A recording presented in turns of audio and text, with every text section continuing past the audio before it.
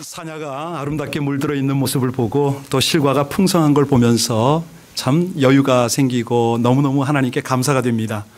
이 낙엽도 밝지만은 그 감이라든가 아름답게 풍성하게 알차게 결실을 맺는 모습을 보면 더욱더 그런 하나님께 감사가 넘치게 되지요.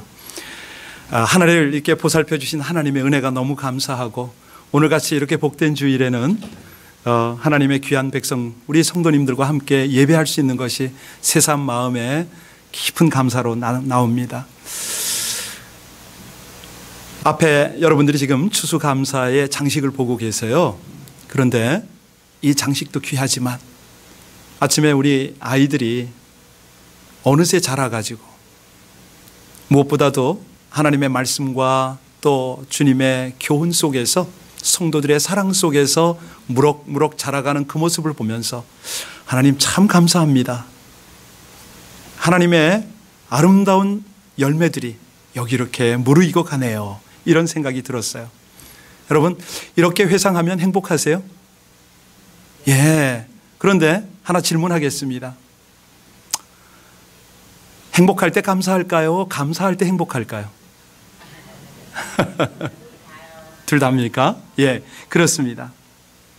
생각해보면 행복해서 감사한 것보다는 감사하면 그때부터 행복이 풍성해지잖아요. 예, 묘한 겁니다. 그런데 실제로는요, 우리가 행복해야 감사하다 이런 생각을 대부분 하거든요. 자, 행복은 감사하는 능력에 직접적으로 비례한다. 이런 말이 있잖아요. 예, 이 감사하는 능력이 행복을 만들어내는 힘이다. 이런 의미인데요. 엄격하게 말하면 오늘 하나님께 우리가 감사의 예배를, 제사를 드리는 것보다는 그렇게 하나님께 감사를 드리다 보니 우리 자신이 행복해진다는 거예요. 이 예배가 그래서 은혜입니다. 자, 옆 사람에게 우리 한번 인사하고 오늘 말씀 속으로 좀 들어갔으면 좋겠습니다. 행복은 감사하려는 의지에 비례합니다. 우리 서로 인사하겠습니다. 행복은? 네, 그렇습니다. 네. 쉽게 설명해 주세요. 감사하면 행복해집니다. 다시 한번요. 감사하면. 네. 아니, 작은 예로요. 아침에 주보를 나눠주시는 분이 복도 앞에 있었습니다. 올 때 감사합니다 인사하고 주보를 나눠줄 때 또 받으면서 감사합니다. 행복해지거든요. 차 한 잔을 대접받고 나눠도 그 작은 섬김에 감사합니다. 진심으로 그 나눔을 가지면 그때부터는 서로가 행복해져요. 가족들끼리 아내와 남편, 자녀 작은 도움을 나누면서 서로 감사합니다 한번 해보세요.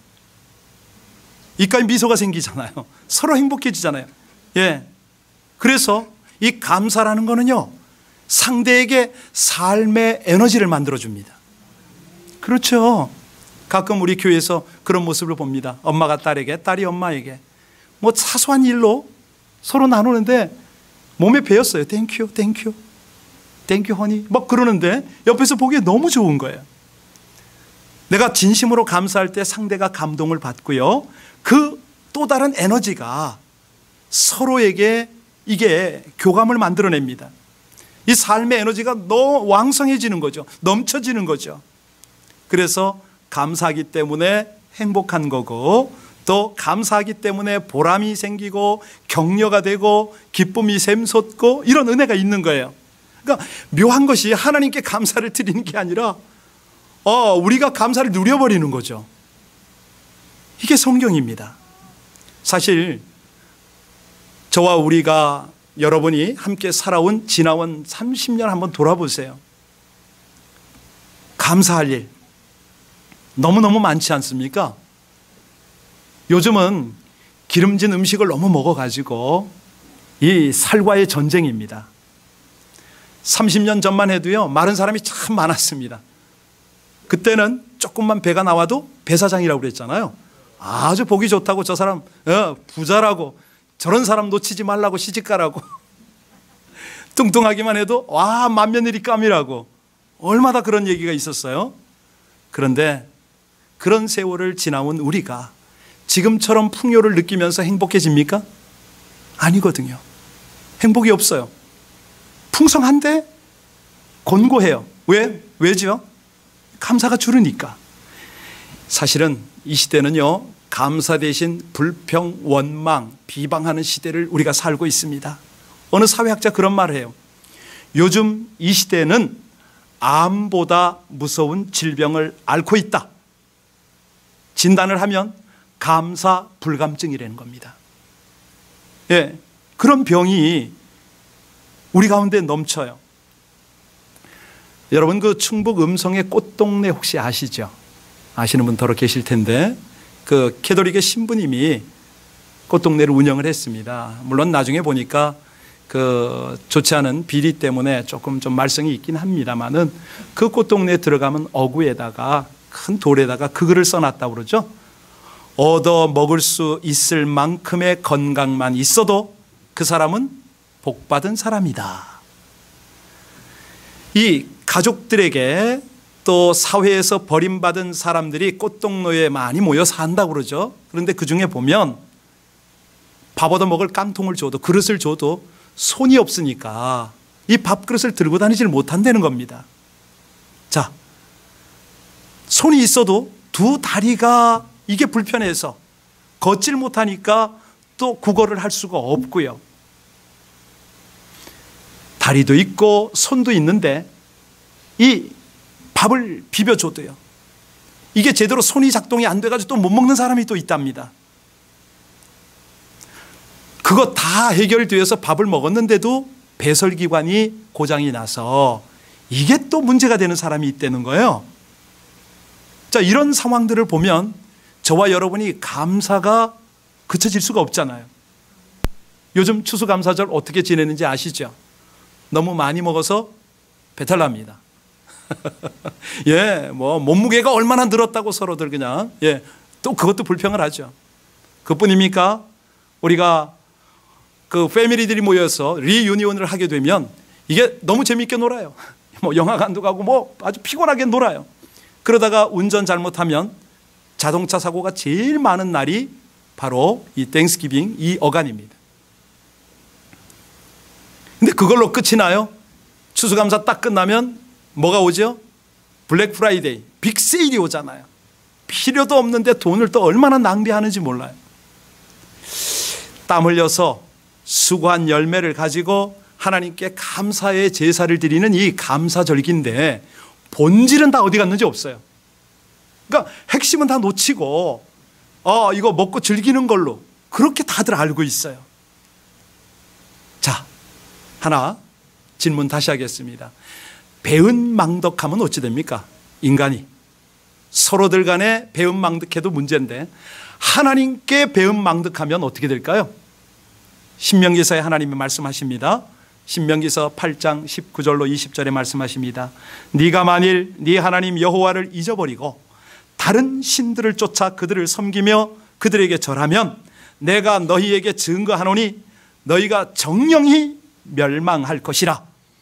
여호와께서 너희의 앞에서 멸망시킨 민족들 같이 너희도 멸망하리니 이는 너희가 너희 하나님 여호와의 소리를 청정치 않고 감사치 않았다. 이렇게 말씀하시거든요.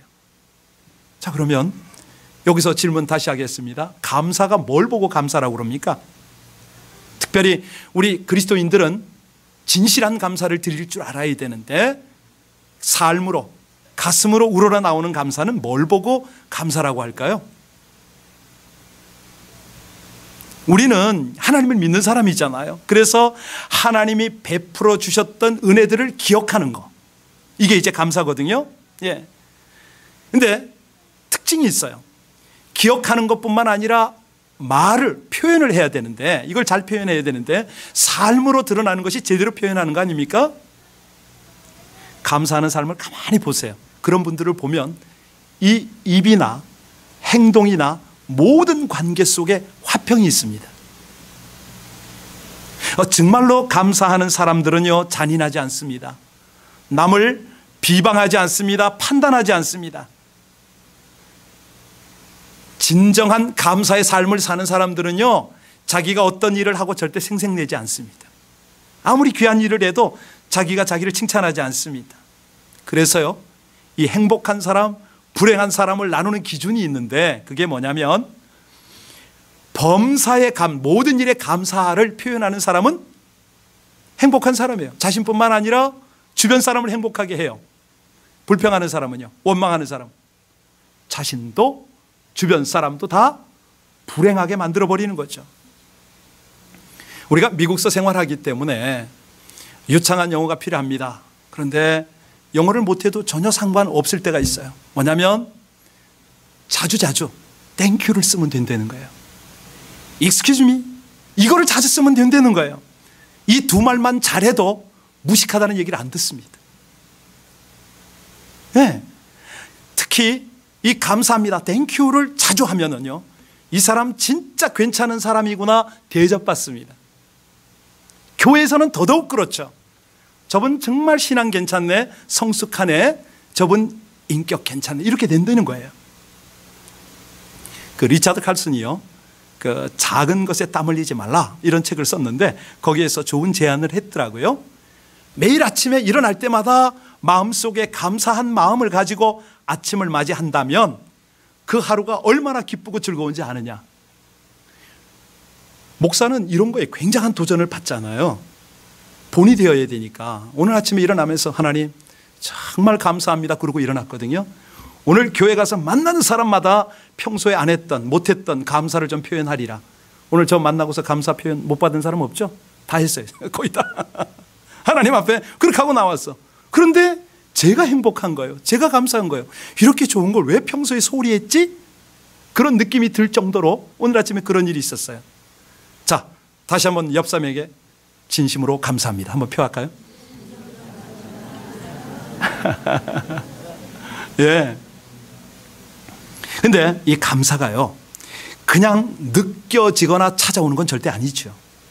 감사하는 거는 이 감사를 찾으려고 할 때, 자꾸 느끼려고 할 때 이 감사가 풍성해지는 거거든요. 의식적으로 이건 훈련이 필요합니다. 이 감사하는 마음을 계속 길러야 되잖아요. 특히 우리 그리스도인들은 말할 것도 없는데, 자, 이 감사, 그래서 선택이거든요. 이 감사절기 때마다 감사할 일을 일지로 한번 적어보세요. 딴 때는 못 적더라도 연말에 한번 적어보시고 이 감사절기 때 내가 감사할 것이 뭐 있지? 한번 적어보세요. 얼마나 풍성해지는지 몰라요. 감사의 마음을 훈련시키는 거거든요. 여러분, 영어로 감사를 뭐라 그러죠? 그래티우드. 러브가 있잖아요. 사랑이 있잖아요. 또 리스펙, 존경이 있잖아요. 이런 단어들의 특징 아세요? 같은 의미예요. 이게 뭐냐면 자기의 의지적 선택과 노력으로 해야 된다, 이런 뜻이 있어요. 이 속에 저절로 오는 게 아니죠. 이게 상대를 뭐 존경을 하고 싶은데 이게 저절로 오는 건 아니에요. 내가 노력을 하는 거예요. 저분을 내가 존경하리라. 예. 자, 이 감사를 통해서요, 인생의 중요한 덕목을 기르기 시작하는데, 이때부터는 자신도 행복해지지만 옆 사람들을 다 그렇게 풍성하게 만들어버리거든요. 그래서 이 감사를 제대로 우리가 찾아야 되는데 어디서 오는가? 믿음에서 온다. 오늘 성경의 핵심입니다. 사실은 감사하는데 무슨 뭐 물질적인 어떤 뭐 배경적인 여기서 오느냐, 감사가 절대 그렇지 않습니다. 감사라는 것은요, 내 마음속에 뭘 가졌느냐, 여기에 달린 거 아니겠어요? 내 마음속에 상대를 존중하고 상대를 사랑하고 상대를 인정하면 그때부터는 고마움이 생겨요. 근데 상대가 얕보이고 상대가 적같이 보이면 감사 절대 생기질 않지요. 가령 은행 계좌에 돈이 많습니다. 감사가 될까요? 아니요. 더 욕심이 생길 수가 있겠죠. 창고에 곡식이 가득하다. 감사가 될까요?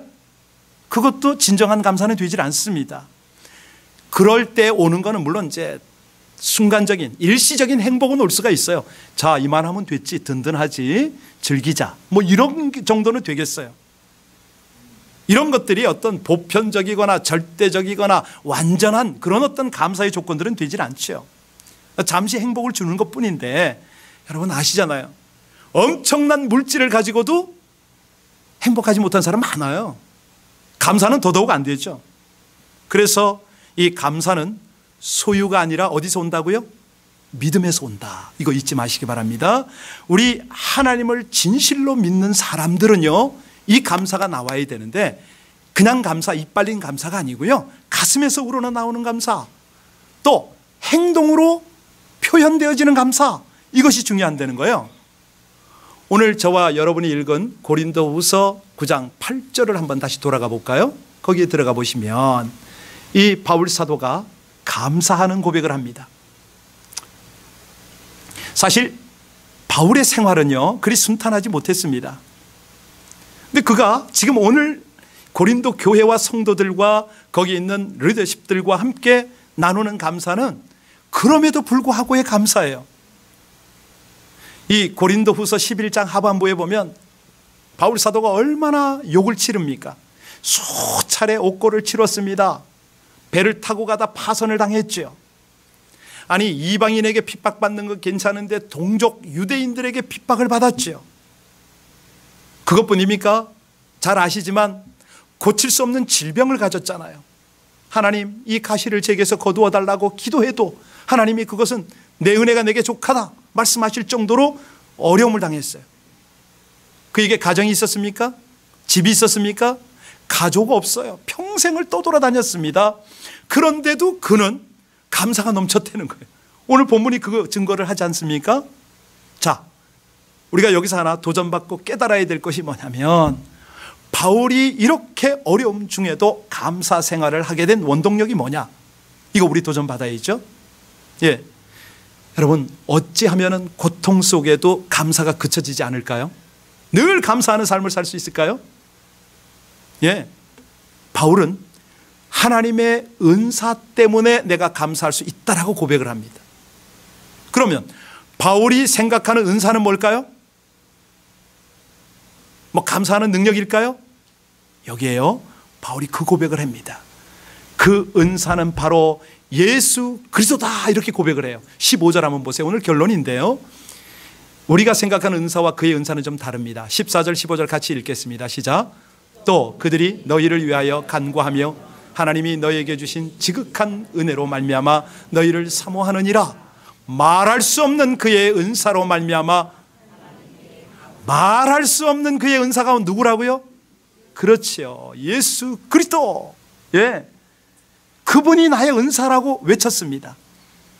그러니 내가 당하는 고통, 내가 당하는 어려움, 그에 앞서 예수께서 어떻게 어려움을 당하고 고통을 받으셨는가, 이것들을 생각하면서 감사할 수가 있었던 거죠. 그분에 비하면 나는 말 그대로 조족지혈입니다. 세 발에 핀 거죠. 그래서 빌립보서 4장 11절에 말합니다. 내가 궁핍함으로 말하는 것이 아니라 어떠한 형편에서든지 내가 자족하기를 배웠노니 나는 비천에 처할 줄도 알고 풍부에 처할 줄도 알아.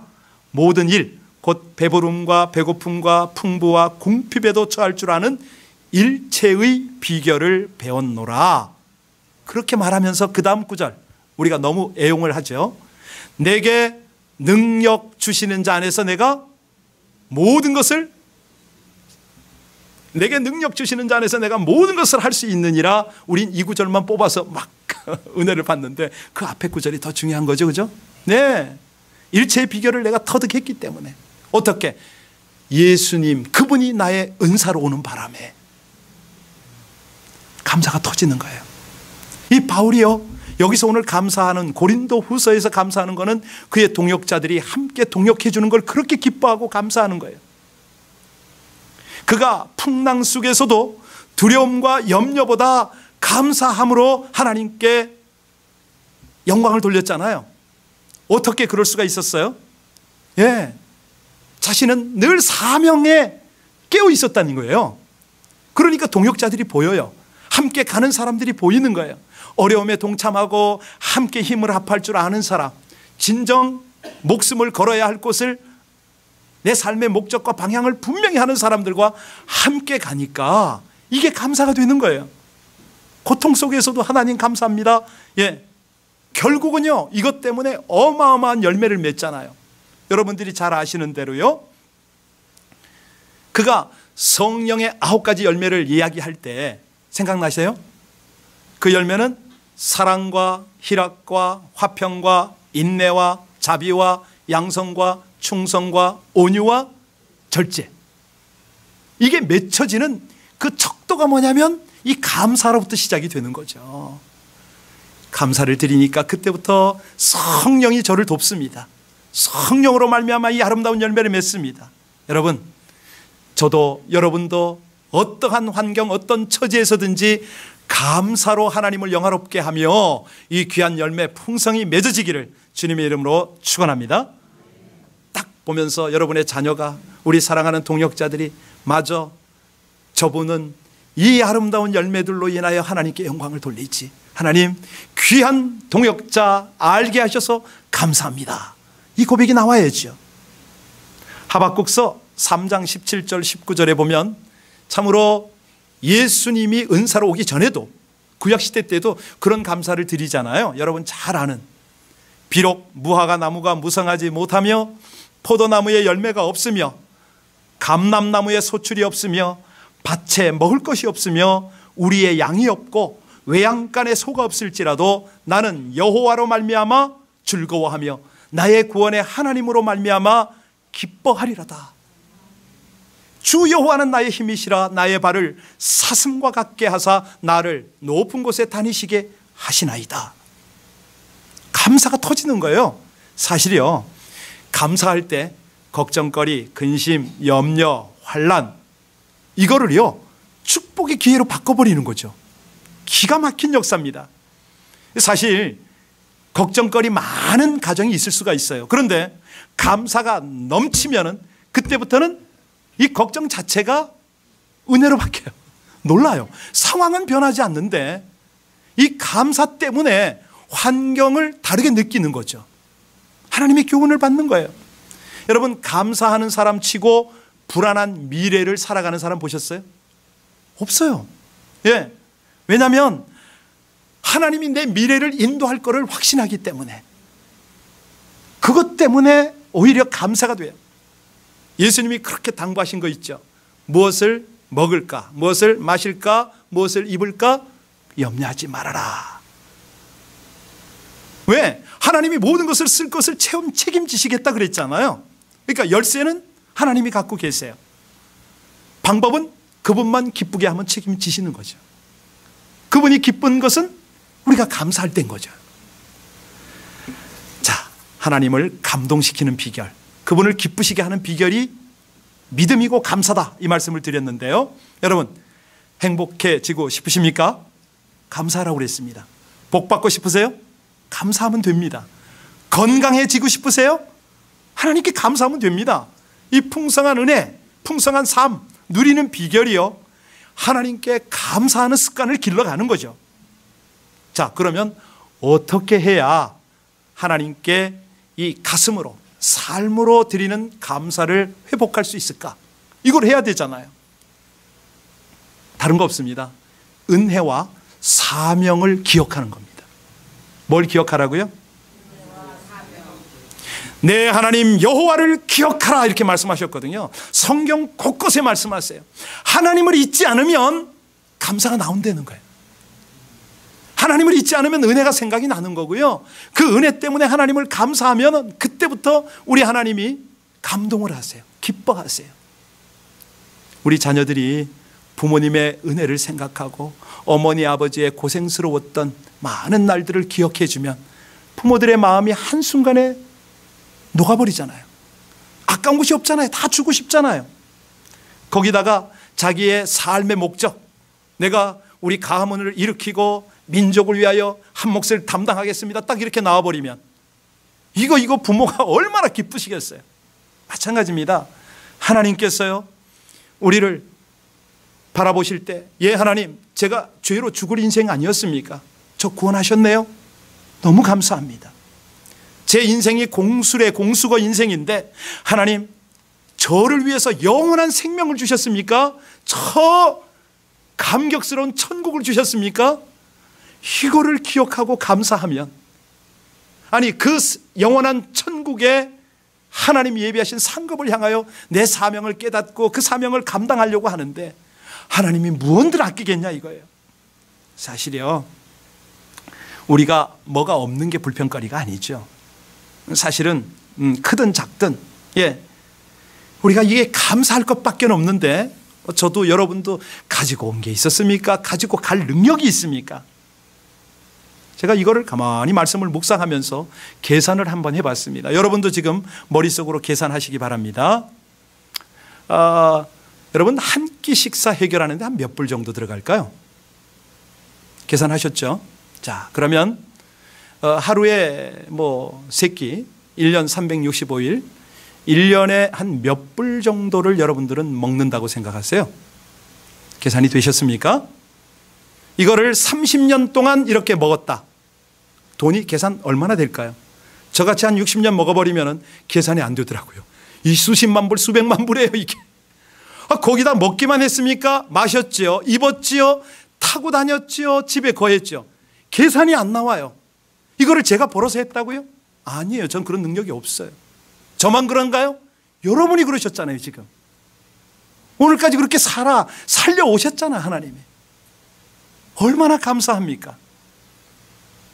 아니, 그것만으로 하나님께서 멈추는 게 아닙니다. 이제 이 땅에서 열심으로 바르게 하나님이 원하는 순종의 삶을 살아드리기만 하면 하늘나라의 영원한 상급까지도 예비하셨잖아요. 얼마나 감사해요. 아니, 그것뿐입니까? 그 길을 잘 갈 수 있도록 이렇게 귀한 가족을 주셨고 사명 공동체를 주셨고 동역자를 주셨잖아요. 오늘 바울 사도가 그걸 깨닫고 하나님께 감사를 드리는 거예요. 여러분도 나와 함께 감사하자는 거예요. 하나님께 감사하자. 하나님은 우리에게 필요한 모든 걸 주셨어요. 물질도 주셨죠, 지위도 주셨죠, 뭐 다 주셨어요. 그런데 딱 하나 부족한 게 있어요. 뭔지 아세요? 가슴으로 진정한 삶으로 드릴 수 있는 감사함, 이게 좀 부족해요. 이게 아무리 돌아봐도 전 그게 부족하더라고요.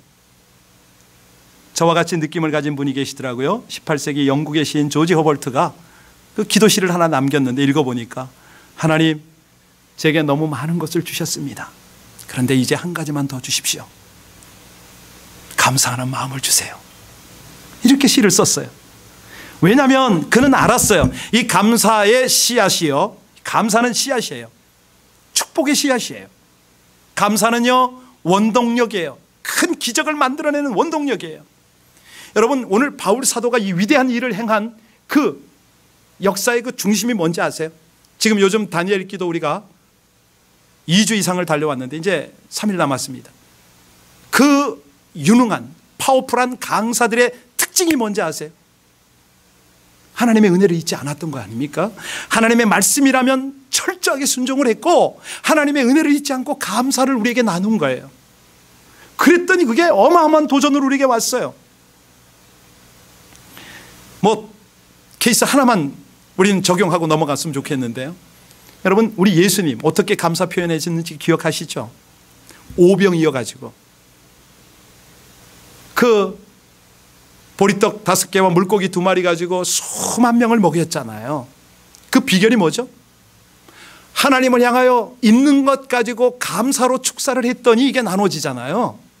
이거거든요. 정말 중요합니다. 감사가 차원이 있습니다. 이게 성숙한 감사가 되어야 되는데요.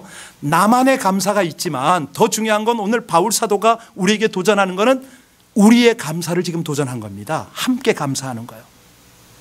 나만 감사할 거를 찾으면 상대적으로 불평과 원망이 올 수가 있어요. 그런데 진정한 감사, 참된 감사, 삶으로 함께 드리는 감사는 함께 감사하는 거거든요. 그때 하나님이 그거를 예수님처럼 그렇게 기적을 만들어 버리세요. 우리가 함께 감사로 하나님을 영화롭게 하여지면 이렇게 표현되어진 감사, 이것 때문에요, 나뿐만 아니라 상대를 치유하고요, 관계를 회복하고요, 이 모든 것을 풍요롭게 하는 하나님의 기적의 역사가 일어납니까? 진심으로 한번 감사해 보세요. 서먹서먹한 관계가요, 눈 녹듯이 사라져 버립니다. 부모와 자녀 간에 불통되던 거 있잖아요. 완전하게 소통이 돼 버려요. 그러니까 이게 간단한 원리인데요. 영통하면은요, 형통해지는 거예요. 예. 소통이 되면요, 모든 불통은 다 사라지는 거예요. 사람들은 거꾸로 가려고 그래요. 뭐 어떻게 하든지 이게 막힌 걸 뚫어보려고 그러는데 그건 세상적인 방법이고요. 시간만 오래 가고 노력만 많고 아무런 결실이 없어요. 하나님과 통하면 세상과는 저절로 소통되는 줄로 믿습니다. 예, 영적으로 이것이 소통이 되어지게 되면요, 나머지 인간적인 거, 물질적인 거, 모든 것들은 저절로 다 형통해지거든요. 그 중심에 뭐가 있냐면 감사가 있는 겁니다. 하나님께 감사하고 우리 서로 간에 감사할 때 이 모든 것들이 해결이 되어지는 거 아닙니까? 자, 이 감사절에 오늘 바울이 우리에게 도전한 것은 세 가지입니다. 그럼에도 불구하고 감사했습니다.